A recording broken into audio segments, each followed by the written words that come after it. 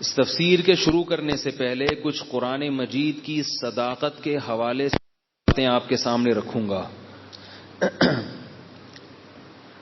اس پہ تو ہم سب کا ایمان ہے کہ یہ اللہ کی کتاب ہے، وہی کتاب ہے جو محمد صلی اللہ علیہ وسلم پر نازل ہوئی اور صدیوں سے پڑھی جا رہی ہے، سنی جا رہی ہے، لکھی جا رہی ہے، چھاپی جا رہی ہے، زبانی یاد کی جا رہی ہے. ہم میں سے کسی کو اس پہ کوئی شبہ نہیں ہے، لیکن اس کے باوجود اطمینان قلب کے لیے میں کچھ باتیں آپ کے سامنے رکھوں گا. ابراہیم علیہ السلام نے اللہ سے کہا تھا کہ اللہ مجھے یقین ہے کہ تو مردوں کو زندہ کرے گا، لیکن ذرا میرے سامنے ایک دفعہ کر کے دکھا دے. ٹھیک ہے نا، کر کے دکھا دے. اللہ نے کہا کہ اولم تؤمن، یقین نہیں ہے؟ فرمایا بلا ولکن لیطمئن قلبی، اور اطمینان بڑھ جائے گا. تو یقین کے بھی درجات ہوتے ہیں، جس کو عین الیقین کہتے ہیں، کہ ایسا یقین جو آنکھوں دیکھا ہو. آج ہم نے جو بنی اسرائیل کا واقعہ پڑھا نا، گائے کا، اس میں بھی یہی ہے کہ حضرت موسیٰ علیہ السلام کے درجنوں معجزے دیکھے بنی اسرائیل نے. جیسے آج کے دور میں ایتھیسٹ پیدا ہو رہے ہیں نا، اس وقت بھی بنی اسرائیل میں کچھ لوگ ایتھیسٹ تھے. وہ کہتے تھے کہ کیسے زندہ ہوں گے قیامت کے دن، کیسے زندہ ہوں گے، بس کیسے، عقل میری عقل نہیں، ساڈی عقل اچ نہیں آندا. پنجاب میں ہمارے ایک دوست تھے، ان سے جب بھی کوئی بات کرو کہہ رہے میرے حساب کتاب سے یہ سمجھ میں نہیں آ رہا. جب بھی کوئی مسئلہ بتاؤ کہہ رہے میرے حساب سے ایسا نہیں ہونا چاہیے. تو میں نے کہا آپ اپنے حساب سے کوئی نئی شریعت لکھیں جو آپ کے حساب و کتاب سے ہو، پھر جس کو آپ کا حساب و کتاب سمجھ میں آئے گا اس کو ہم آپ کے حساب سے چلائیں گے، جس کو اللہ اس کے رسول کا حساب کتاب سمجھ میں آئے گا اس کو اللہ اس کے رسول کے حساب کتاب سے چلائیں گے. تو یہ آج کل جو ہے نا بڑے متکبرانہ نعرہ ہے کہ میرے حساب سے میری سمجھ میں نہیں آتا. ہے کیا 6 فٹ کا 5.5 فٹ کا آدمی اور باتیں اتنی بڑی بڑی کرتا ہے. تو بنی اسرائیل کا ایک شخص تھا جس نے حضرت موسیٰ کے درجنوں معجزے دیکھے، لیکن اس کے باوجود وہ یہ کہتا تھا کہ موت کے بعد تو ہم مٹی ہو کے ختم ہو جاتے ہیں، تو یہ جان کیسے پڑے گی مردے میں، کیسے زندہ ہوگا؟ میرے حساب و کتاب سے یہ بات سمجھ میں آنے والی نہیں. ایک تو یہ مسئلہ تھا. دوسرا مسئلہ یہ تھا کہ آپ جانتے ہیں کہ ہندوؤں میں گائے کی عبادت ہوتی ہے. جانتے ہیں نا یہ بات؟ یوٹیوب پہ لکھیں ہندو گائے کے سامنے کھڑے ہوئے نظر آئیں گے آپ کو. ہندو گائے لکھیں اور عبادت لکھیں، ورشپ لکھیں، کاؤ لکھیں، ہندو لکھیں. تینوں چیزیں یوٹیوب پہ اکٹھی لکھیں گے تو آ جائے گا. خالی گائے لکھیں گے تو بھی نہیں آئے گا، صرف ہندو لکھیں گے تو بھی نہیں آئے گا، صرف ورشپ لکھیں گے تو بھی نہیں آئے گا، تینوں چیزیں لکھیں گے تو آ جائے گا. تو یہ جو ہندوؤں میں گائے کی عبادت شروع ہوئی ہے نا، یہ بہت قدیم ہے. ایسا لگتا ہے کہ بنی اسرائیل کے دور میں جو قوم تھی، جو مشرک تھے، وہ ہندوؤں کی وہ گائے کی عبادت کیا کرتے تھے، ایسا لگتا ہے. اس کے 2 قرینے ہیں. ایک تو یہ کہ جب حضرت موسیٰ علیہ السلام تورات لینے کے لیے گئے تو پیچھے بنی اسرائیل نے کہا کہ جب تک حضرت موسیٰ اللہ کی کتاب نہیں لاتے تو ہم شریعت کے پابند نہیں ہیں، اس وقت تک ہم اپنی منمانی زندگی گزاریں گے. تو انہوں نے کیا کیا، بچڑے کا، جو گائے ہے نا گائے، اس کا پتلا بنایا اور اس کی عبادت کرنا شروع کر دی. اب سوال پیدا ہوتا ہے بھائی بت بنا لیتے، ہاتھی بنا لیتے، بندر بنا لیتے، گائے کیوں بنائی؟ تو اس سے معلوم ہوتا ہے کہ اس قوم میں جس میں وہ رہا کرتے تھے بنی اسرائیل، اس قوم میں گائے کی عبادت کا معمول تھا. تبھی ان کی توجہ کس طرف گئی ہے؟ گائے کی طرف. تبھی گائے کی. اس سے یہ بھی پتہ چلتا ہے کہ آپ جس قوم میں رہتے ہیں لاشعوری طور پر اس کا کلچر ایڈاپٹ کرتے ہیں آپ، اگرچہ آپ اس کو نہیں مانتے پھر بھی مانتے ہیں. جیسے ہم لوگ چونکہ ہندوستان میں ہندوؤں کے ساتھ رہے ہیں تو ہمارے ہاں یہ روحانی ٹوپی ڈرامے بہت ہیں. پیلیا اتارنا, جھاڑ پھونک, جو پیلیے کے ٹائپ کی چیزیں ہیں نا, جوتے ہاتھ ڈال دیے گلوں میں, اور یہ دینداروں میں ہیں. جس کو دیکھو وہ جن چڑھا ہوا ہے, بھوت چڑھا ہوا ہے, اور یہ چڑھا ہوا ہے, اور وہ چڑھا ہوا ہے, اور ساس نے بہو پہ کر دیا, بہو نے ساس پہ کر دیا. یہ ٹوپی ڈرامے, کیونکہ عرب میں یہ چیزیں بہت کم ہیں, لیکن اب پاکستان سے ایکسپورٹ ہو رہی ہیں سعودی عرب میں. عرب بھی بیوقوف بن رہے ہیں, ان کو ہندوستانی اور پاکستانی علماء خدا کی قسم علماء بیوقوف بنا رہے ہیں. میں ممبر پہ جھوٹ نہیں بولوں گا. روحانی علاج کے نام پہ, تعویذ گنڈوں کے نام پہ, جن چڑیل بھوت کے نام پہ پاکستانی مولوی, ہندوستانی مولوی, بنگلہ دیشی مولوی بیوقوف بنا رہے ہیں. کس کو؟ توحید پرست عربوں کو. اور یہ برائی سعودی عرب میں پھیل رہی ہے. ابھی پھر میں اس پہ نہیں آؤں گا, پھر آپ لوگ کہیں گے یار یہ پھر عاملوں کی شروع کر دی اس نے دھنائی لگانا. لیکن یہ بتا رہا ہوں کہ اب اگر آپ کو مکہ مدینہ میں کوئی نظر آئے نا عرب, اور اس پہ جن چڑھا ہوا ہے, تو سمجھ لو کہ یہ جن چڑھایا کس نے ہے؟ پاکستانی نے چڑھایا اس کے اوپر جن. اس کے پیچھے کسی پاکستانی کا ہاتھ ہوگا. اچھا خیر, تو ہم ہندوؤں کے ساتھ رہے تو ہم پہ جیسے یہ چیزیں آ گئی بہت ساری, توہم پرستی, بارات کا کھانا, جہیز, دامادوں کے جو ہے نا جوتے چومنا, صحیح ہے نا, دامادوں کے سامنے سر رگڑنا, ناک رگڑنا کہ بچی کو کہیں طلاق نہ دے دے. طلاق کو بہت زیادہ معیوب سمجھنا. طلاق بری چیز ہے, شریعت میں پسندیدہ نہیں ہے, لیکن اتنی بری نہیں ہے جتنا ہندو سمجھتے ہیں. ان کا فلسفہ یہ ہے کہ رشتے آسمانوں پہ بنتے ہیں, ٹوٹ نہیں سکتے, جبکہ اسلام کا فلسفہ یہ ہے کہ رشتے آسمانوں پہ بنتے ہیں, ٹوٹتے بھی آسمانوں پہ ہیں. کوئی ایسی بڑی بات نہیں ہے. امساکم بمعروف, محبت سے رہو, تسریحم باحسان, نہیں رہ سکتے محبت سے الگ ہو جاؤ. سر نہیں پھوڑو ایک دوسرے کا, سر نہیں پھوڑو, پکڑ پکڑ کے مار رہے ہیں, پیٹ رہے ہیں, گالیاں دے رہے ہیں, اس کا بددعائیں نکل رہی ہیں ایک دوسرے کے خلاف, نہیں ہو رہا. تسریحم باحسان, ایسا نہ ہو کہ آپ یہ تسریح بالاحسان شروع کر دیں. پسندیدہ چیز نہیں ہے طلاق, لیکن اتنی ناپسند نہیں ہے جتنی ہندوؤں میں سمجھی جاتی ہے. تو ہمارے ہاں بہت ساری چیزیں جیسے ہندوؤں سے آ گئیں. ہم نماز پڑھتے ہیں, روزے رکھتے ہیں, مگر ان رسومات میں ہم ہندو بن جاتے ہیں. اب علماء چیخ چیخ کے تھک جائیں کہ چھوڑ دو چھوڑ دو چھوڑ دو, ہم کہتے ہیں دنیا چھوڑ دیں گے مگر وہ رسومات نہیں چھوڑیں گے. تو یہ اتنی تاکید اس لیے کر رہا ہوں کہ چھوڑ دو بھائی, پورے مسلمان بن جاؤ, آدھے آدھے نہیں بنو. تو بنی اسرائیل میں بھی گائے کی عبادت کا, جو گائے کی تعظیم اور عظمت کہاں سے آئی, اس قوم میں رواج ہوگا, اسی کی پھر آگے نسلوں میں یہ ہندوؤں میں بھی آ گئی یہ چیز. اور گائے کی عبادت کیوں کرتے تھے؟ اس لیے کہ بڑی مفید چیز ہے, اتنا دودھ دیتی ہے, 5 کلو صبح کے اور 5 کلو شام کے, ٹھیک ہے نا, اتنا دودھ دیتی ہے. بھینس کم دیتی ہے, میں پہلے سمجھتا تھا بھینس زیادہ دیتی ہے, بعد میں پتہ چلا بھینس کم دیتی ہے, گائے زیادہ دیتی ہے. تو اللہ نے تو قرآن میں اس کا جواب دے دیا. کچھ لوگ ایسے تھے جو سورج کی عبادت کرتے تھے, سورج کی, کہ بھئی بھینس اگر یا گائے اگر دودھ دیتی ہے تو کس کی وجہ سے؟ سورج کی وجہ سے. سورج اگر نہ ہو تو گائے جو چارہ کھاتی ہے وہ اگے گا, ہے بھائی. تو بعض لوگوں نے سورج کی عبادت شروع کر دی. آج بھی دنیا میں سورج کی عبادت کی جاتی ہے. تو اللہ نے کیا فرمایا, لا تسجدوا للشمس ولا للقمر. کتنی پیاری آیت ہے. نہ چاند کی عبادت کرو نہ سورج کی عبادت کرو. واسجدوا للہ الذی خلقہن, اس کی عبادت کرو جس نے ان کو بنایا. تو ہم ہندوؤں سے کہتے ہیں گائے کی عبادت مت کرو, اس خدا کی عبادت کرو جس نے گائے کو بنایا. یہ بنی بھی ہے, یہ خود سے یہ کام نہیں کر رہی. تو بنی اسرائیل نے کیا کیا, بچھڑے کی عبادت شروع کر دی. حضرت موسیٰ بڑے غضبناک ہوئے. تو ایک تو یہ قرینہ ہے کہ اس قوم میں بھی گائے کی عبادت ہوتی تھی. دوسرا یہ کہ جب اس قوم کے کسی شخص کو یہ اعتراض ہوا کہ ہم دوبارہ کیسے زندہ ہوں گے, تو اس قوم میں ایک واقعہ ہوا جس کا اس قرآن میں یہاں ذکر بھی ہے جو آج ہم نے آیات پڑھی ہیں. وہ ذکر یہ ہے کہ ایک شخص قتل ہو گیا. کہا جاتا ہے کہ بھتیجے نے اپنے چچا کو قتل کر دیا وراثت لینے کے لیے. چچا کے اولاد نہیں تھی تو یہ پھر بھتیجوں میں آتی ہے اگر بھائی نہ ہو. تو بھتیجے نے کیا کیا, اپنے چچا کو قتل کر دیا, قتل کر کے غائب. اب پتہ ہی نہیں چل رہا کہ چچا کو قتل کس نے کیا ہے.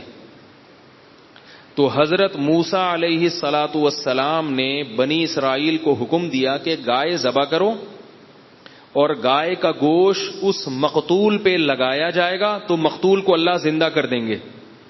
اب اس میں حکمت کیا تھی کہ وہ اپنی آنکھوں سے دیکھ لیں کہ اللہ مردوں کو زندہ کر سکتا ہے. کذالک یحیی اللہ الموتیٰ قرآن کی آیت ہے. اسی طرح اللہ قیامت کے دن مردوں کو زندہ کرے گا. وَيُرِيكُمْ آیاتہ اور اپنی نشانیاں اللہ تمہیں دکھاتا ہے. لعلکم تعقلون تاکہ تم عقل سے کام لو.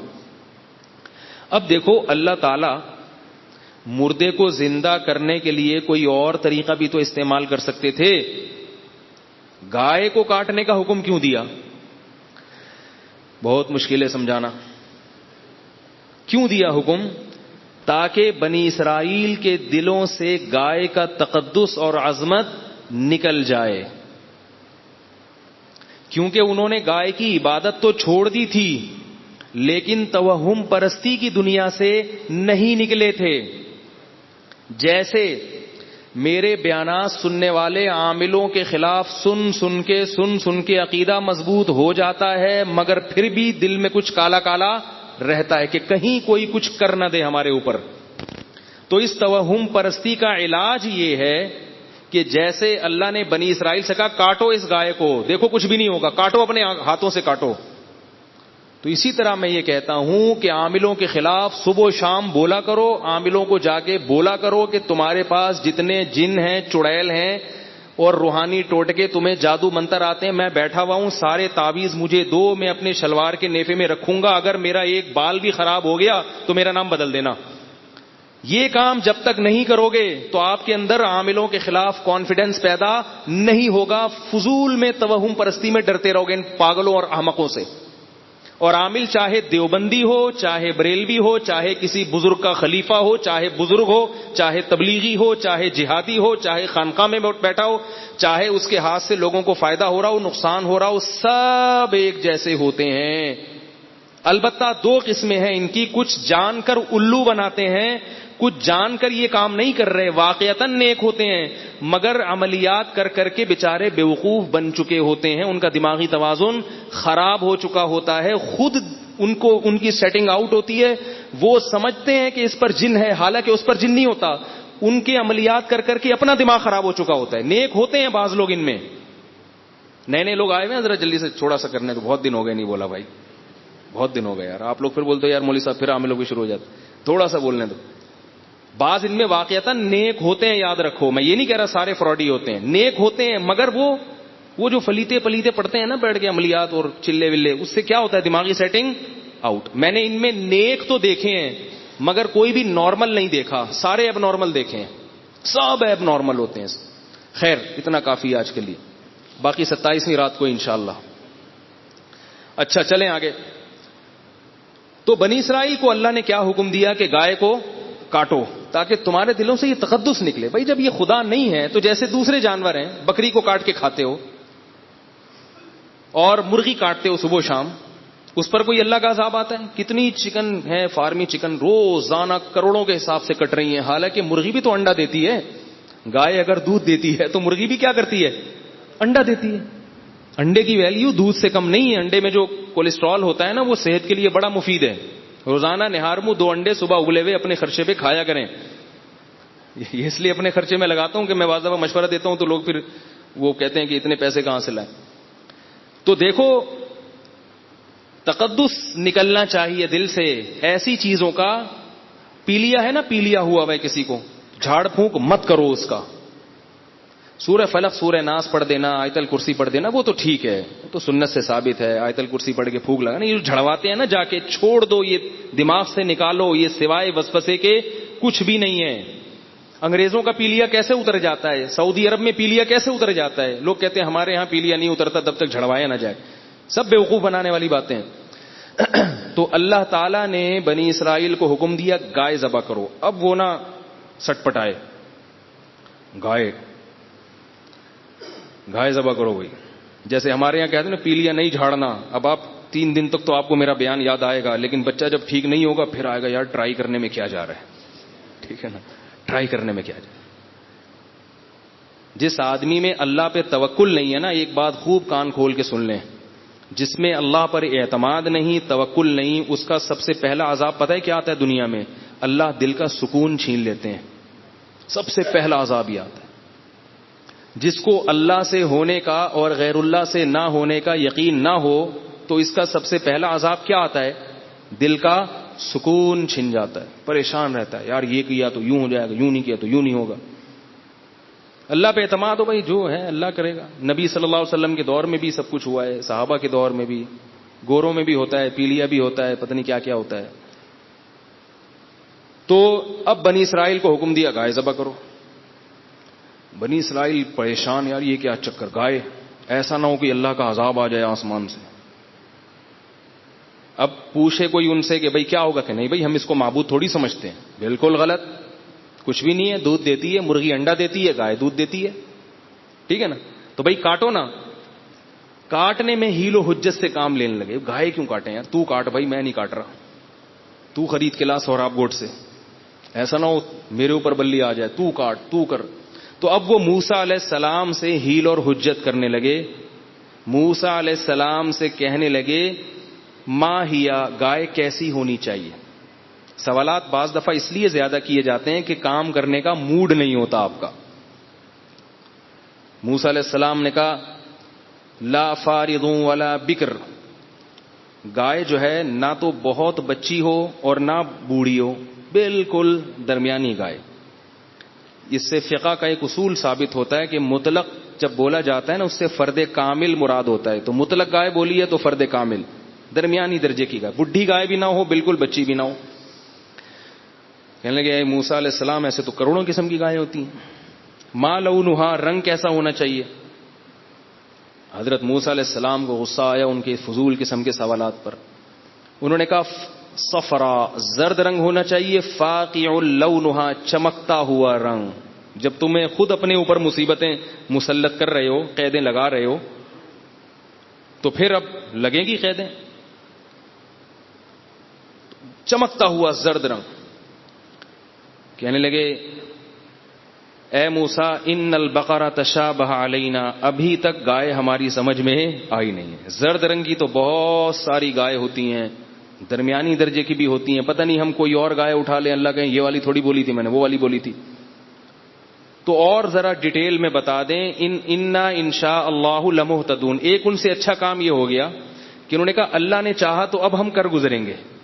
نبی صلی اللہ علیہ وسلم نے فرمایا اگر وہ انشاءاللہ نہیں کہتے تو تیسرے سوال کے بعد بھی یہ کام نہیں کرتے، تیسرے سوال کے بعد بھی یہ کام نہیں کرتے۔ یہ انشاءاللہ کی برکت تھی۔ تو موسیٰ علیہ السلام نے پھر مزید ڈیٹیل بتائی، بالآخر انہوں نے گائے کو ذبح کیا۔ اللہ نے حکم دیا کہ اس گائے کا گوشت کا ایک حصہ مقتول پہ ڈالا جائے، مقتول کے لگایا گیا، مقتول زندہ ہو گیا، اور اس نے اٹھ کے قاتل کا نام بتایا اور دوبارہ مر گیا وہ۔ یہ اللہ تعالیٰ نے اپنی قدرت کا ایک نمونہ بنی اسرائیل کو دکھایا۔ تو میں یہ عرض کر رہا تھا کہ جیسے اللہ تعالیٰ دنیا میں اپنی نشانیاں دکھا دیتے ہیں بعض دفعہ تاکہ اور اطمینان آ جائے، غیب کی بات غیب کی نہ رہے، اسی طرح اللہ نے حضرت ابراہیم علیہ السلام کو بھی دکھایا کہ کیسے اللہ نے مردوں کو زندہ کیا ہے۔ وہ مشہور واقعہ ہے، میں اس طرف نہیں جاتا، بات لمبی ہو جائے گی۔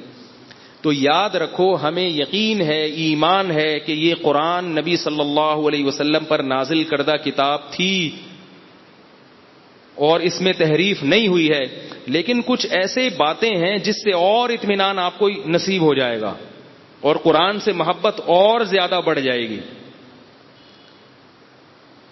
آج دنیا میں غیر مسلمین قرآن مجید پر جو اعتراض کرتے ہیں نا، کتنی قسم کے اعتراض، نبی کی سیرت پہ اعتراض، یعنی جہاں ان کو کوئی موقع ملتا ہے اسلام پر اعتراض کرنے کا، نبی کی سیرت پہ اعتراض کرنے کا، قرآن پہ اعتراض کرنے کا، تو وہ موقع ہاتھ سے جانے نہیں دیتے۔ لیکن آپ حیران ہوں گے غیر مسلم یہ اعتراض کیوں نہیں کرتے کہ یہ وہ قرآن نہیں ہے، یہ کوئی اور قرآن ہے۔ یہ سوال نہیں پیدا ہوتا؟ آپ میرا خیال ہے پیدا ہوتا ہے آپ لوگوں کو۔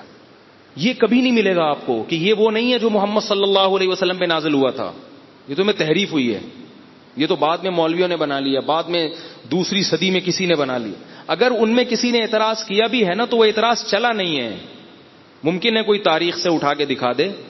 وہ اعتراض مقبول نہیں ہوا پبلک میں, ان کے لوگوں نے اس کو مسترد کر دیا ہے. اب سوال پیدا ہوتا ہے کہ کون سی ایسی چیز ہے قرآن کریم میں جس کی وجہ سے یہودی بھی مانتا ہے, عیسائی بھی مانتا ہے, ہندو بھی مانتا ہے, سکھ بھی مانتا ہے, ان کے جو اسکالر ہیں وہ سارے مانتے ہیں کہ یہ وہی کتاب ہے جو محمد صلی اللہ علیہ وسلم پر نازل ہوئی, اور کوئی بھی اس کا انکار نہیں کر سکتا. کون سی ایسی چیز ہے وہ, کیا دلیل کیا ہے؟ وہ بات آ رہی ہے سمجھ میں؟ نہیں آ رہی میرا خیال ہے. دیکھیں کسی بھی خبر کو پہچاننے کے نا کچھ سائنٹیفک اصول ہیں پوری دنیا میں مسلم. خبر کے سچا اور جھوٹا ہونے, ہمیں جب کسی سے کوئی کتاب پہنچتی ہے یا خبر پہنچتی ہے تو سچی بھی ہو سکتی ہے اور جھوٹی بھی. میں نے ایک دفعہ بیان میں تواتر کی بات کی تھی کہ جو متواتر خبر ہوتی ہے نا وہ جھوٹی نہیں ہوتی. متواتر خبر میں اس کو ریپیٹ نہیں کروں گا, بڑا لمبا بیان کیا تھا کہ لاکھوں لوگ مختلف علاقوں سے ایک چیز کو نقل کر رہے ہوں تو وہ جھوٹی نہیں ہو سکتی. تو میں اس کی ایک اور دلیل دیتا ہوں کہ متواتر خبر جھوٹی نہیں ہو سکتی. اس کی ایک سائنٹیفک دلیل ہے, اس کو کوئی بھی نہیں جھٹلا سکتا. وہ دلیل یہ ہے کہ 10 آدمی ہوں, 10 آدمی, آپ نے 10 کو بلایا اور ایک کوڈ دے دیا ان کو 015678, کچھ کر کے ٹیڑھا میڑھا کر کے, ترتیب سے نہیں, 017598 پرچی پہ لکھ کے دے دیا آپ نے ایک کو. دوسرے کو بھی بلا کے الگ سے چپکے سے دیا 015798, تیسرے کو بھی دے دیا 015798, چوتھے کو بھی دے دیا 015798, پانچویں کو بھی دے دیا 015798. سب کو پرچی میں لکھ کے پکڑا کے ان کو پھیلا دیا, اور ان کا اب آپس میں لنک نہیں ہے. اب آپ تجسس میں ہیں کہ میں نے جو کوڈ دیا تھا ان 10 کو وہ کیا تھا. جو کوڈ دیا تھا نا 015798 دیا تھا, آپ کو نہیں پتا ہے. آپ دمشق میں گئے اس کے پاس, وہ مصر میں بیٹھا ہوا ہے ایک آدمی, ایک دمشق میں بیٹھا ہوا ہے, ایک شام میں بیٹھا ہوا ہے, ایک کوفہ میں بیٹھا ہوا ہے, ایک بصرہ میں بیٹھا ہوا ہے. آپ دمشق والے شخص کے پاس گئے اور آپ نے اس سے پوچھا کہ وہ جو کوڈ آپ کو طارق صاحب نے دیا تھا وہ کیا تھا. وہ کہتے ہیں 015798. آپ پھر گاڑی میں بیٹھے اور شام پہنچ گئے, اور یہ اس وقت کی بات ہے جب موبائل ایجاد نہیں ہوئے تھے. یعنی ایسا نہیں ہے کہ اس نے اس کو فون کر کے بتا دیا ہو یا اس نے اس کو فون کر کے بتا دیا ہو. پھر آپ شام پہنچے, پھر آپ مصر پہنچے, جہاں جہاں جا رہے ہیں سب کے پاس سے پرچی پہ بھی وہی کوڈ نکل رہا ہے, اور جس کو زبانی یاد ہے تو زبان پہ بھی وہی کوڈ نکل رہا ہے. تو یہ اس کی علامت ہے, اس کو دنیا میں کوئی بھی نہیں جھٹلا سکتا کہ بھائی جو اصل آدمی نے جو کوڈ بتایا تھا وہ کوڈ 100% یہی ہے, اس کے علاوہ کوئی اور نہیں ہے. اس میں کسی نے اپنی طرف سے تحریف نہیں کی ہے. اگر کی ہوتی تو ایک نے کی ہوتی, 2 نے کی ہوتی, 3 نے کی ہوتی, سارے کے سارے ایک پر کیسے متفق ہو گئے؟ نہیں آ رہی میرا خیال ہے بات. اب آپ مجھے بتائیں کہ 015798 کا آپ ایک تجربہ کریں. یہ تو میں نے ایک لفظ بتایا نا, آپ اس کے علاوہ کوئی اور لفظ 100 آدمیوں کو بٹھائیں, آپ ایک کے کان میں ایک کوڈ کہیں اور کہیں کہ یہ دوسرے کو بتاؤ. وہ دوسرے کو بتائے گا, وہ تیسرے کو بتائے گا, وہ چوتھے کو بتائے گا. 100 انسان پہ آ کے وہ تبدیل ہو چکا ہوگا. بہت مشکل ہے, کیا کریں یار. قاری امیر صاحب ان لوگوں کی سمجھ میں نہیں آ رہا.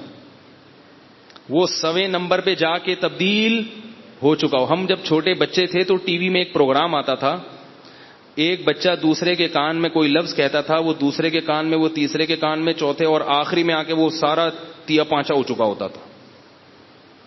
کوئی کیا کہہ رہا ہے, کوئی کیا کہہ رہا ہے, تیسرا کچھ اور کہہ رہا ہے, چوتھا کچھ اور کہہ رہا ہے, پانچواں کچھ اور کہہ رہا ہے, چھٹا کچھ اور کہہ رہا ہے. ایک اتنا سا کوڈ جو 4-5 ہندسوں پر مشتمل ہے, اس کی 10 آدمیوں میں جب وہ ڈیوائیڈ ہوتا ہے تو اس کی حفاظت نہیں ہوتی, چینج ہو جاتا ہے. الحم سے لے کے والناس تک قرآن مجید ایک ایسا کوڈ ہے جو نبی صلی اللہ علیہ وسلم نے صحابہ کو بتایا, انہوں نے یاد کیا, لاکھوں ہزاروں صحابہ نے سمجھا, سیکھا, مختلف ملکوں میں پھیل گئے, ان کا آپس میں کنیکشن ختم ہو گیا. کوئی کوفہ میں چلا گیا, کوئی مدینہ میں رہا, کوئی مکہ چلا گیا, کوئی دمشق چلا گیا, کوئی مصر چلا گیا, کوئی آذربائیجان چلے گئے, کوئی افغانستان چلے گئے, کوئی پشاور تک میں قبریں ملتی ہیں, پوری دنیا میں پھیل گئے. انہوں نے ایک دوسرے کو سینہ بسینہ وہ منتقل کیا. پھر ان کے کروڑوں لاکھوں شاگرد پوری دنیا میں, ان کا آپس میں کوئی لنک نہیں تھا, کوئی گوگل نہیں تھا کہ سب نے گوگل سے اتار لیا ہو. کہ صحابی نے گوگل پہ اپلوڈ کر دیا اور باقی سب نے گوگل سے اتار لیا. تو ہم کہہ سکتے تھے ان صحابی سے اپلوڈ کرنے میں غلطی ہو سکتی ہے, ایک آدمی سے تو ہو سکتی ہے نا غلطی, لیکن ہم دیکھ رہے ہیں کہ آذربائیجان میں, دمشق میں, مصر میں, پاکستان میں, ہندوستان میں, پوری دنیا میں جہاں جہاں بھی الحمد سے 4 الفاظ نہیں ہیں, 6666 کے قریب آیتیں ہیں اور پوری دنیا میں پھیل گئیں. اور جب لوگ سفر کر کے دمشق پہنچے تو وہاں بھی وہی پڑھا جا رہا ہے الحمد سے لے کے والناس تک, مکہ میں بھی وہی پڑھا جا رہا ہے, چیچنیا میں بھی وہی پڑھا جا رہا ہے, چائنا میں بھی وہی پڑھا جا رہا ہے, یورپ میں بھی, ناروے میں بھی, جرمنی میں بھی. تو اب یہ ایسی حقیقت ہے کہ اس کا انکار کرنے والا کہ اس میں تحریف ہوئی ہے, دنیا خود اس پہ ہنسے گی, بولیں گی بھائی 4 الفاظ کی ایسے حفاظت نہیں ہو سکتی, اس میں تحریف ہو جاتی ہے. اور یہ لاکھوں لوگ ایک جیسا قرآن پڑھ رہے ہیں تو یہ اس کی علامت ہے کہ اس میں تحریف نہیں ہوئی ہوتی تو کہیں تو سامنے آتی نا. نہیں آ رہی بات میرا خیال ہے. آج میں نے ایک آیت میں مصدقن کو مصدقن پڑھا غلطی سے, مصدقن کو کیا پڑھا, مصدقن. مطلب میں کوئی فرق نہیں ہے, پیچھے سے یہ جو بچہ ہے نا جو ہم نے آرڈر پہ بنوایا ہے باقاعدہ, یہ آرڈر پہ بنوایا اس لیے کہ یہ بچہ بہت چھوٹا ہے, سامنے لوگ کہہ رہے ہیں یار یہ اتنا چھوٹا نابالغ, تو اس کے ابا نے بتایا 16 سال کا ہی ہے, میں بے فارم دکھانے کے لیے تیار ہوں. تو اس لیے میں نے کہا تو آپ نے باقاعدہ آرڈر پہ بنوایا ہے, 16 سال کا اتنا سا ماشاءاللہ, لیکن ہے بڑا تیز ماشاءاللہ, اللہ نظر سے بچائے, ہے بڑا تیز. تو آرڈر پہ بنوایا ہم نے سامنے باقاعدہ. تو اب آپ دیکھو مصدقن کو مصدقن پڑھا تو فوراً روک دیا. اور یہ صرف آج سے نہیں ہے, ہمیشہ سے ایسا ہی ہوتا رہا. کوفہ میں, بصرہ میں, آپ مکہ کا قرآن سن لیں وہ بھی وہی ہے. نمازوں میں اختلاف ہے, وہ یہاں ہاتھ باندھتے ہیں, ہم یہاں ہاتھ باندھتے ہیں, وہ زور سے آمین, ہم آہستہ آمین, لیکن قرآن وہ بھی وہی پڑھتے ہیں اور ہم بھی, ایک حرف آگے پیچھے نہیں ہوتا. تو اب اس کا کوئی انکار کر نہیں سکتا. اور یاد رکھو قرآن کی اس طرح سے حفاظت ہو جانا ہی اس کے اللہ کے کلام ہونے کی دلیل ہے. اس زمانے کی کوئی بھی کتاب آج تک اس طرح سے محفوظ نہیں ہے. اور ایک اور بات, یعنی ہو نہیں سکتا نا کہ کسی کتاب کو اتنا مضبوطی سے تھاما جائے, اتنا مضبوطی سے ایک ایک حرف پہ محنت کی جائے, وہ دائیں بائیں نہ. کیوں؟ صحابہ یہ سمجھتے تھے کہ یہ کس کا کلام ہے, اللہ کا کلام. کسی جھوٹے نبی کا کلام اس طرح سے محفوظ نہیں ہوتا. تو اس زمانے کی کوئی کتاب اس طرح سے محفوظ نہیں ہے جس طرح سے قرآن مجید محفوظ ہے. ایک بات. دوسری بات, اس زمانے میں جتنی زبانیں تھیں وہ زبانیں ختم ہو چکی ہیں, یا ان میں اتنی تحریف ہو چکی ہے کہ وہ اپنی اصل حالت پہ نہیں ہے. عبرانی زبان ہے لیکن وہ بڑی لنگڑی لولی پوزیشن میں ہے, وہ ایسے کہیں بولی نہیں جاتی. وہ اس کو بس اسکولوں میں سکھایا جاتا ہے. یہودیوں نے ایڑی چوٹی کا زور لگا کے نا اس کو زندہ رکھا ہوا ہے, وہ 4-6 آدمی جانتے ہیں اس کو, وہ بھی پوری طرح محفوظ نہیں ہے. لیکن آپ اندازہ لگاؤ کہ اللہ نے قرآن کی الفاظ کی حفاظت کے لیے الفاظ کو محفوظ کیا اور قرآن کے میننگ کی حفاظت کے لیے عربی زبان کو محفوظ کر دیا. ایک انگریز نے یہ دعویٰ کیا ہے کہ قرآن میں لفظی تحریف نہیں ہے لیکن قرآن کے مطلب میں تحریف ہے, مطلب میں. اور اس نے دلیل یہ دی ہے کہ ایک ہی آیت کی مختلف تفسیریں کیوں ہوتی ہیں. دلیل سمجھ رہے ہیں بات کی؟ اس نے کہا دیکھو بھائی ایک ہی آیت ہے, ایک مفسر اس کی ایک تفسیر کرتے ہیں, دوسرے مفسر اس کی دوسری تفسیر کرتے ہیں, تو یہ اس کی علامت ہے کہ اس میں معنوی تحریف ہوئی ہے. لفظ تو وہی ہے لیکن مطلب میں گڑبڑ کی ہے ان لوگوں نے. تو مجھ سے کسی نے پوچھا, میں نے اس کا فوراً جواب دیا. میں نے کہا اگر کسی آئین میں کوئی قانون لکھا ہوا ہو, عدالت میں وکیل اس قانون کا مطلب بتائے اور اس پہ دوسرا وکیل اعتراض کرے کہ نہیں میری نظر میں اس کا یہ مفہوم نہیں یہ مفہوم ہے, تو کیا آپ اس کو یہ کہیں گے کہ پاکستان کے قانون میں مطلبی تحریف ہو چکی ہے؟ کیا یہ کہیں گے؟ یہ تو پھر دنیا کا کوئی قانون اس سے محفوظ رہا ہی نہیں ہے. وکیل تشریح کرتے ہیں نا قانون کی, جج صاحب یہ جو شق ہے نا پاکستان قانون کی, اس شق کا یہ مطلب ہے, دوسرا کہتے ہیں نہیں یہ مطلب ہے. تو کیا مطلب؟ قانون میں معنوی تحریف ہو گئی؟ کیا تحریف نہیں ہوئی ہے. اس میں یا تو دونوں احتمال ہوتے ہیں, یا ایک مطلب صحیح ہوتا ہے دوسرا غلط ہوتا ہے. تو وکیل پھر دلیل سے ثابت کرتا ہے کہ یہ والا مطلب صحیح ہے اور دوسرا والا مطلب غلط ہے. تو ایسے ہی مفسرین کی رائے میں جب اختلاف ہوتا ہے یا تو وہ اختلاف اس نوعیت کا ہوتا ہے کہ قرآن کی آیت کے وہ دونوں مفہوم نکل رہے ہوتے ہیں اور اللہ نے دونوں مفہوم رکھے ہوتے ہیں اس میں تاکہ اس میں لچک رہے, لچک. اور یا بعض دفعہ ایسا ہوتا ہے کہ ایک مفہوم صحیح ہوتا ہے, دوسرا مفہوم غلط ہوتا ہے. تو جو صحیح مفہوم ہوتا ہے اس پر دلائل قائم ہوتے ہیں, دلائل, پھر دلیل سے ثابت کیا جاتا ہے کہ یہ والا صحیح ہے اور دوسرا والا غلط ہے. تو تشریح میں اختلاف ہو جانا یہ اس کا یہ مطلب ہرگز نہیں ہوتا کہ اس میں معاذ اللہ کیا ہو گئی ہے, تحریف ہو گئی. تو میں جلدی سے 5 منٹ میں اپنی بات کو سمیٹ کے ختم کرتا ہوں.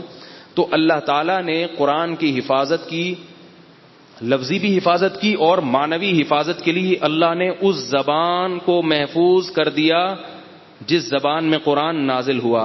آج عربی زبان 20 ملکوں میں بولی جاتی ہے, 20 ملکوں میں, 2-4 نہیں ہے.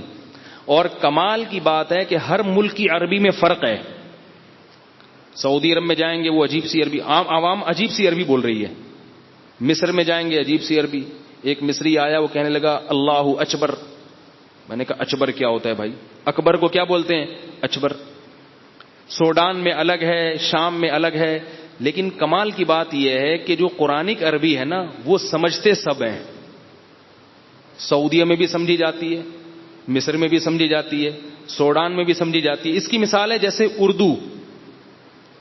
اردو صرف کراچی میں بولی جا رہی ہے پاکستان میں, اصل صرف کراچی میں ہی ہے, کہیں بھی نہیں ہے. لیکن حیدرآباد میں بھی سمجھی جائے گی, پنجاب میں بھی سمجھی جائے گی, بولی بھی جائے گی, سمجھی بھی جائے گی. ایبٹ آباد میں بھی بولی بھی جائے گی, سمجھی بھی جائے گی. پشاور میں بھی بولی بھی جائے گی, سمجھی بھی جائے گی. اور جہاں بھی چلے جاؤ. تو اس کا مطلب کیا ہے کہ اردو زبان پاکستان میں زندہ ہے, بولی بھی جا رہی ہے اور سمجھی بھی جا رہی ہے. تو اسی طرح عربی 20 ملکوں میں بولی بھی جاتی ہے اور سمجھی بھی جاتی ہے. اور کمال کی بات یہ ہے کہ عربوں کا جو میڈیا ہے, عوام کی زبان چینج ہے لیکن میڈیا کی زبان چینج نہیں ہے, اور لکھنے والی جو زبان ہے وہ بھی چینج نہیں ہے. عرب بولیں گے پتہ نہیں کیا کیا, لکھیں گے وہی عربی جو قرآن والی عربی ہے. یعنی انہوں نے رسم الخط ایجاد ہی نہیں کیا تبدیل شدہ عربی کا. جیسے مصری بولے گا اللہ اکبر لیکن لکھے گا کیا؟ اللہ اکبر. اللہ اکبر کا لفظ سعودیہ میں بھی اللہ اکبر ہی لکھا جائے گا, مصر میں بھی, سوڈان میں بھی, لیبیا میں بھی, ہر جگہ سب سمجھ جائیں گے کہ یہ کیا لکھا ہوا ہے. تو بتاؤ میرے بھائی, دنیا میں کوئی ایسی زبان نہیں ہے اتنی پرانی جو اس طرح سے محفوظ ہو. ایک غیر مسلم نے اسلام قبول کیا اسی بنیاد پر. اس نے کہا کہ یہ کیسی زبان ہے جس پہ اللہ نے قرآن کو نازل کیا اور اس زبان کی خدا نے حفاظت کر لی ہے. آپ عجیب حیران ہوں گے, عربی میں 1400 سال پہلے جس لفظ کو جو کہا جاتا تھا نا آج بھی وہی کہا جاتا ہے. عربی میں 1400 سال پہلے پانی کو کیا کہتے تھے؟ ماء. آج بھی پانی کو کیا کہتے ہیں؟ ماء. 1400 سال پہلے زمین کو کہتے تھے ارض. ان کے لٹریچر میں ملتا ہے. اچھا ایک عجیب بات ہے کہ اللہ نے 1400 سال پرانا عربوں کا لٹریچر بھی محفوظ کر دیا ہے. یعنی اس زمانے کی جو عرب میں غیر مسلم لوگ تھے ان کی شاعری بھی محفوظ ہے. نبی صلی اللہ علیہ وسلم کی بعثت سے 40 سال پہلے جو شعراء گزرے تھے ان کے دیوان اور ان کی شاعری اور ان کا کلام آج بھی محفوظ ہے, مدارس میں پڑھا اور پڑھایا جاتا ہے. حالانکہ شاعری سے ہم نے کیا کرنا ہے بھائی؟ اس زمانے جو اسلام نہیں لائے تھے ان کی شاعری کیوں محفوظ ہے؟ تاکہ اس شاعری سے آپ اوریجنل عربی جان جائیں اور اس سے پھر آپ قرآن کا مطلب اور مفہوم سمجھ جائیں. تو یہ ہے وہ زبان. اور اللہ نے کیسے قرآن مجید کو عظمت دی ہے, کتنی زبردست عظمت دی ہے. دنیا میں اس سے زیادہ پڑھی جانے والی کوئی کتاب نہیں. اتنا پڑھا جاتا ہے, اتنا پڑھا جاتا ہے جس کی کوئی انتہا نہیں. دنیا میں بغیر سمجھے اس سے زیادہ پڑھی جانے والی کوئی کتاب نہیں ہے. سمجھ کے اس سے زیادہ پڑھی جانے والی کوئی کتاب نہیں ہے. دنیا میں اس سے زیادہ سنی جانے والی کوئی کتاب نہیں ہے. سنی جانے والی دنیا میں اس سے زیادہ ادب اور تمیز کے ساتھ پڑھی اور سنی جانے والی کوئی کتاب نہیں ہے. کوئی دنیا کی کتاب ایسی نہیں جسے باوضو ہو کے لوگ پڑھتے ہوں. اس کتاب سے پہلے آپ اپنے جسم کو صاف ستھرا کرتے ہو, نہاتے ہو, غسل کرتے ہو, وضو کرتے ہو, اس کے بعد آپ اس کی تلاوت کرتے. اور دنیا میں کوئی کتاب ایسی نہیں ہے جو کھڑے ہو کر اتنی دیر تک سنی جاتی ہو. بہت مشکل ہے سمجھانا. کوئی ہے بتاؤ کھڑے ہو کر. اور دنیا میں کوئی کتاب ایسی نہیں ہے جو کھڑے ہو کر بغیر سمجھے اتنی دیر تک سنی جاتی ہو. بعض دفعہ تو سمجھ میں آ رہی ہے تو انسان کھڑے ہو کر بھی سن لے, تو سمجھ میں نہیں آ رہی پھر بھی سن رہے ہیں. اور دنیا میں کوئی کتاب ایسی نہیں ہے جو کھڑے ہو کر بغیر سمجھے اتنی زیادہ پڑھی جاتی ہو. اور دنیا میں کوئی کتاب ایسی نہیں ہے جو کھڑے ہو کر سمجھ کے اتنی زیادہ پڑھی جاتی ہو. ہر لحاظ سے کسی کتاب کو پڑھنے کی جتنی جہتیں ہو سکتی ہیں مختلف انداز سے, وہ ساری جہتیں ایک قرآن میں اللہ نے جمع کر دی. ایک چیز بس رہ گئی آخر میں جس کے لیے ہم یہ بیان کر رہے ہیں. یہ سب تو آپ کو پہلے سے پتا ہے, وہ یہ ہے کہ عمل نہیں کیا جاتا. وہ کیا ہے؟ لیکن ایک بات آپ کو بتاؤں میں, ٹھیک ہے 100% عمل نہیں ہوتا, لیکن دوسری کتابوں سے اگر کمپیئر کیا جائے تو دنیا میں کسی کتاب کے آرڈرز اور اس کے احکامات کو اتنا فالو نہیں کیا جاتا جتنا قرآن مجید کو فالو کیا جاتا ہے. یہ ضرور ہے کہ ہم لوگ 100% نہیں ہیں, لیکن اگر کمپیئر کریں دوسری کتابوں سے تو کسی کتاب کو اتنا فالو نہیں کیا جاتا, کسی کتاب کے اتنے فالوورز نہیں ہوتے جتنے قرآن مجید کے ہیں. تو بھائی ایسا ہی نہیں ہو گیا, اس کے پیچھے کوئی ہاتھ ہے. میں ایک واقعہ سنا کے اپنی بات کو ختم کرتا ہوں. حضرت مفتی محمد تقی عثمانی صاحب نے ایک دفعہ ایک واقعہ سنایا. میں بچپن میں ان کے بیان میں جاتا تھا, میں نے براہ راست سنا. انہوں نے واقعہ یہ سنایا کہ پچھلی قوموں میں نا ایک شخص گزرا, اس نے نبوت کا دعویٰ کیا. جب دعویٰ کیا تو اس کے چند چیلے ہو گئے, جیسے روحانی والوں کے 4-5 ہو ہی جاتے ہیں نا, ایسے ہی جھوٹے نبوت کے بھی 5-6 ہو جاتے ہیں. جیسے اب قری والوں کے ہو گئے بہت سارے, اب ایسے ہی ہو جاتا. وہ تو ہر ایک کے جاتے ہیں. تو ایسے اس نے جھوٹی نبوت کا دعویٰ کیا, لوگوں کو الو بنایا, 2-4 کرتب دکھائے, لوگ اس کے ساتھ ہو گئے. اب اس نے سوچا کہ یار اس ملک سے ہجرت کرو, یہاں پٹیں گے نا, یہاں مسلمان زیادہ رہتے ہیں, کہیں اور چلو. نبی نے بھی تو ہجرت کی تھی نا, ہم بھی یہاں سے ہجرت کرتے ہیں. 5-6 چیلے اور ہو گئے. تو وہ سفر کرتے ہوئے جا رہے تھے, ایک ملک سے گزرے جہاں بہت شدید سردی تھی. اتنی شدید سردی تھی تو اس شدید برفانی علاقے میں اس جھوٹے نبی نے دیکھا کہ ایک شخص مسجد کے مینار پہ صبح صادق کے وقت چڑھتا ہے اور اللہ اکبر اذان دے رہا ہے, اشہد ان لا الہ الا اللہ اشہد ان محمد رسول اللہ, میں گواہی دیتا ہوں کہ محمد اللہ کے رسول ہیں. شدید سردی میں کسی بہت دور کسی ملک میں جو مکہ سے بہت دور تھا. تو اس جھوٹے نبی نے کہا کہ یہ کیا کر رہا ہے, اپنے چیلے سے کہا. اس نے کہا یہ محمد صلی اللہ علیہ وسلم کی رسالت کی گواہی دے رہا ہے. اس رات کے وقت میں, صبح صادق کے وقت میں, سخت سردی میں مسجد کے مینار پہ چڑھ کے چیخ رہا ہے. اس نے کہا بھائی میں اپنی نبوت سے رجوع کرتا ہوں, میں اپنی نبوت کیا کرتا ہوں, واپس لے لیتا ہوں. یہ بڑا مشکل کام ہے بھائی. ٹھیک ہے, ہمارا کوئی بھی ایسا نہیں ہوگا چیلا جو رات کو سردی میں کھڑا ہو کر ہماری نبوت کا اعلان کرے. یہ سچے نبی کے ساتھ ہی ہو سکتا ہے, جھوٹا نبی اتنا نہیں پنپ سکتا. جھوٹے کے قربانی دینے والے اتنے نہیں ہوتے واپس, اس سے پہلے کہ کوئی مار دے ہم کو. ٹھیک ہے, نبوت تو ہماری ویسے بھی مارکیٹ میں چلنے والی نہیں ہے, اتنی قربانی کون دے گا ہمارے لیے.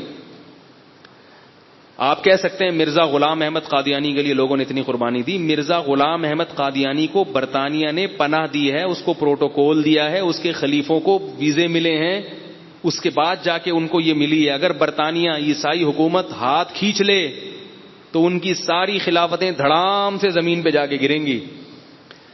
مرزائی یہ کہتے ہیں کہ نبی صلی اللہ علیہ وسلم کی دین کی تکمیل کے لیے اللہ نے مرزا غلام احمد قادیانی کو بھیجا, یعنی نبی کے تقویت کے لیے. اب ذرا بات کو سمجھو کہ نبی کے دین کو کمزور کرنے والا کون ہے؟ غیر مسلم ریاستیں نا. تو مرزائیوں نے کہا کہ اللہ نے اسلام کو طاقت دینے کے لیے معاذ اللہ کس کو بھیجا؟ غلام احمد کو. تو یہ عجیب بات ہے کہ جو اسلام کو کمزور کرنے والی قوت تھی, یعنی طاقتور قوتیں تھیں, وہی قوتیں مرزا کو کیا کر رہی ہیں؟ طاقت دے رہی ہیں. یہ عجیب سی بات ہو گئی کہ نہیں ہو گئی؟ تو پھر یعنی فائٹ کس سے کرنے کے لیے آئے تھے؟ لڑنے کس سے آئے تھے؟ طاقت کس سے دینی تھی؟ مرزائی اس کا جواب یہ دیتے ہیں کہ نبی صلی اللہ علیہ وسلم نے بھی تو غیر مسلموں سے معاہدے کیے نا صلح حدیبیہ میں. وہ بھائی وہ وقتی معاہدے کیے ہیں, ایسا تو نہیں کیا کہ انہی کی کوئی گود میں جا کے بیٹھ جائے اور ہمیشہ کے لیے بس ان کا غلام بن جائے. برطانیہ قادیانیوں کو ویزے دیتا ہے اور ان کے سارے خلفاء کہاں چلتے ہیں؟ برطانوی سامراج کے نیچے چلتے ہیں, کیونکہ پیدا کس نے کیا تھا ان کو؟ برطانیہ نے کیا تھا ہندوستان میں. ایک نبی وہ ہوتا ہے جس کو اللہ نے پیدا کیا ہو اور تو اللہ اس کی حفاظت کرتا ہے, اور ایک نبی وہ ہوتا ہے جس کو برطانیہ نے پیدا کیا ہو تو اس کی حفاظت کون کرتا ہے؟ برطانیہ کرتا ہے. ظاہر سے 100 سال ہو گئے ابھی تک معاہدہ ہی چل رہا ہے. ابھی تک کیا چل رہا ہے؟ معاہدہ چل رہا ہے. تو سچے نبی کو اللہ تعالیٰ جب اس کی نبوت آتی اور آخری نبی ہوں تو اللہ ان کو طاقت اور قوت دیتے ہیں براہین قاطعہ سے, اور اللہ ان کی مدد کرتے ہیں. اور اللہ نے کیسے محمد صلی اللہ علیہ وسلم کے دین کو تھوڑے عرصے میں دنیا پہ غالب کیا, کیسے, اور اللہ حضرت عیسیٰ علیہ السلام کے ذریعے دوبارہ اس دین کو پوری دنیا میں غالب کریں گے. یہ اللہ تعالیٰ کا وعدہ ہے. تو اس لیے میں عرض کر رہا ہوں کہ قرآن کی صداقت پر ایمان لائیں. اگر یہ اللہ کی کتاب نہ ہوتی تو کسی جھوٹی کتاب کو پوری دنیا میں اتنا زیادہ پروٹوکول نہیں ملتا. ہمارے حضرت فرمایا کرتے تھے کہ ہم ہندوستان میں دیکھتے تھے کہ قرآن مجید کی آیات سن کے ہندو بھی ڈر جایا کرتے تھے, ہندو بھی ہل جایا کرتے تھے. ایک اللہ نے روب ڈالا اس کتاب کا. تو اس لیے ہمت کے ساتھ, دل جمعی کے ساتھ, شوق کے ساتھ اس کو سنا کریں. سستی اور کاہلی کا مظاہرہ نہ کریں. رمضان اور قرآن کو آپس میں مناسبت ہے. اللہ نے اسی رمضان میں یہ قرآن کو نازل کیا. ہمارے نبی صلی اللہ علیہ وسلم قرآن مجید کا دور مکمل کیا کرتے تھے. تو خوب تراویح میں پابندی سے آیا کریں, دل جمی سے آیا کریں. اگر سمجھ میں آئے تو بہت اچھی بات ہے, بہتر ہے پہلے اس کا تھوڑا سا مطالعہ کر لیں جو قرآن پڑھا جائے گا, تاکہ کچھ سمجھ میں بھی آئے. فائدہ تو جب ہی ہوگا نا جب سمجھ میں آئے گا. اور اگر نہیں سمجھ میں آ رہا تو پریشان نہ ہو. اللہ کو یہ ادا بھی پسند آتی ہے کہ یہ بندے صرف میرا کلام سننے کے لیے کھڑے ہوئے.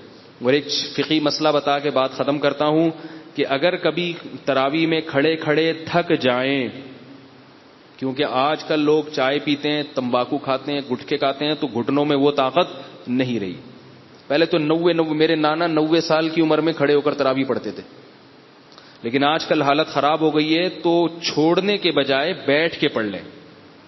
نہیں آ رہی بات سمجھ. اور اگر شرم آ رہی ہو کہ میں بیٹھوں گا تو لوگ کیا کہیں گے, تو اس کے کان میں کہیں گے بیٹھنے کا دل تو تیرا بھی چاہ رہا ہے. ٹھیک ہے نا, دل تو تمہارا بھی چاہ رہا ہے, تم شرم کی وجہ سے نہیں بیٹھ رہے. ایسا کرو تم بھی بیٹھ جاؤ, میں بھی بیٹھ جاؤں, تو کوئی مسئلہ نہیں.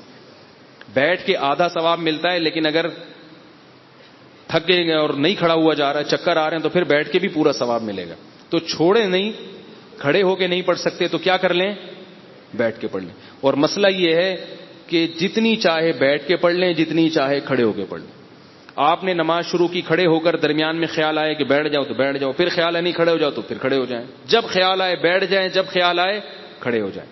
اور بیٹھ کے شروع کی پھر خیال آیا کھڑے ہو جاؤ تو بھی ٹھیک ہے, ہر طرح سے جائز ہے, اور امام کے لیے بھی جائز ہے. میں نے ایسے بڑے علماء کے پیچھے تراویح پڑھی ہے جنہوں نے پوری تراویحیں بیٹھ کے پڑھائی ہیں, کیونکہ نبی صلی اللہ علیہ وسلم جب بیمار ہو گئے تھے تو آپ صلی اللہ علیہ وسلم نے نماز بیٹھ کے پڑھائی تھی. تو تراویح چونکہ نفل نماز ہے, سنت مؤکدہ ہے, نفل کا مطلب فرض نہیں ہے لیکن ہے سنت مؤکدہ, تو اس کی تاکید ہے. تو چھوڑے نہیں, کھڑے ہو کے نہیں پڑھ سکتے تو بیٹھ کے پڑھ لیں. اور یاد رکھو نبی صلی اللہ علیہ وسلم کو وہ عمل پسند تھا جو پابندی کے ساتھ ہو. جوش ہے, ابھی چاند نظر آ گیا تو مسجد بھر گئی ہے, اور آہستہ آہستہ آہستہ آہستہ پھر غائب ہونا ہے, کیا یار چھوڑو یار کیا, تو ہمت کر لیں آ جائیں. جب دن بھر روزہ رکھیں گے تو تکمیل ہو جائے گی تراویح کے ذریعے. اللہ تعالیٰ مجھے بھی سمجھنے کی توفیق عطا فرمائے اور عمل کی, اور آپ حضرات کو بھی. وما علینا الا البلاغ. بھائی یہ جو خواتین ہیں یہ تھوڑا سا انتظار کریں, اوپر بیٹھ جائیں, پہلے مردوں کو گزرنے دیں تاکہ اختلاط نہ ہو.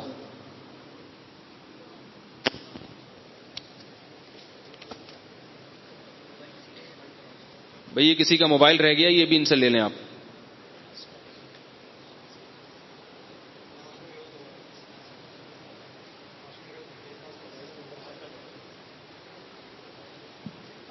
کسی کا موبائل رہ گیا ہے وہ ممبر سے آ کر رجوع کر لیں. کسی صاحب کا موبائل گر گیا ہے وہ ممبر سے آ کر رجوع کر لیں. ماڈل بتا کر, نشانی بتا کر بھائی.